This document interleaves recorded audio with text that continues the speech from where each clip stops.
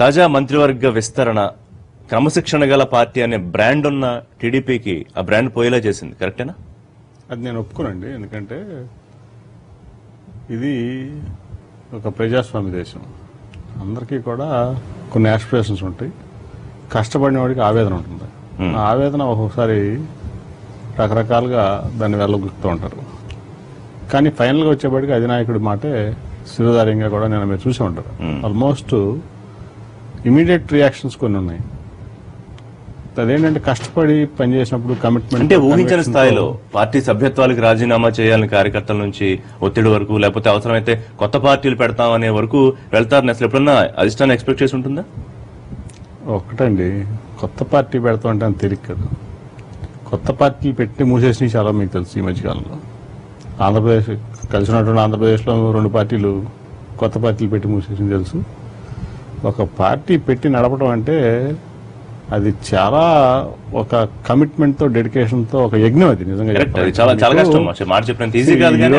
నా పాయింట్ ఏంటంటే అంత స్థాయిలో అసంతృప్తి, అంటే ఎన్నాళ్ళు అణుచుకున్న అసంతృప్తి ఒక్కసారిగా ఫ్లేరప్ అయిందా? అట్లా అనేకంటే యాస్పిరేషన్స్ ఎక్కువగా ఉండి ప్రతి ఒక్కళ్ళు కూడా 175 మంది ఎమ్మెల్యే కాన్స్టిట్యూన్సీలో కూడా మా పార్టీలో ఉన్నటువంటి ఎమ్మెల్యేలు ఎంతమంది అయితే 120 మంది ఉంది, 110 మంది ఉంది, అంతమంది అయితే అంతమంది ప్రతి ఒక్కళ్ళు ఒక ఎలివేషన్ కోరుకుంటారు. దానికోసం చాలా మంది కమిట్మెంట్ తో, డెడికేషన్ తో, కన్విక్షన్ తో పనిచేస్తారు.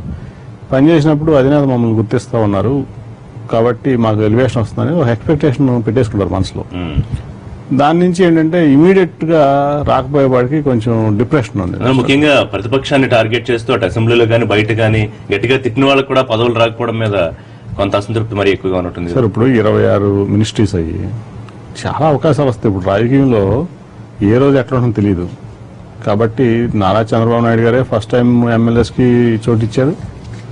అట్లాగే చాలా మంది కొత్త వాళ్ళకి ఎవరు ఊహించినటువంటి మంత్రి పదవులు వస్తూ ఉంటాయి. అంటే ఇవాళ ఈ దేశంలో కానీ, ఈ రాష్ట్రంలో కానీ ముఖ్యంగా అందరినీ బ్యాలెన్స్ చేయాల్సిన అవసరం హెడ్ ఆఫ్ ది పార్టీస్ మీద ఉంది. ఇప్పుడు మా పార్టీ ప్రెసిడెంట్ గా చంద్రబాబు నాయుడు గారు కులాలు, మతాలు, ప్రాంతాలు, ఏరియాలు ఇట్లా రకరకాల బ్యాలెన్స్ చేయాల్సినటువంటి పరిస్థితుల్లో కొంతమంది నిజంగా కూడా అర్హులు మిస్ అవుతూ ఉంటారు.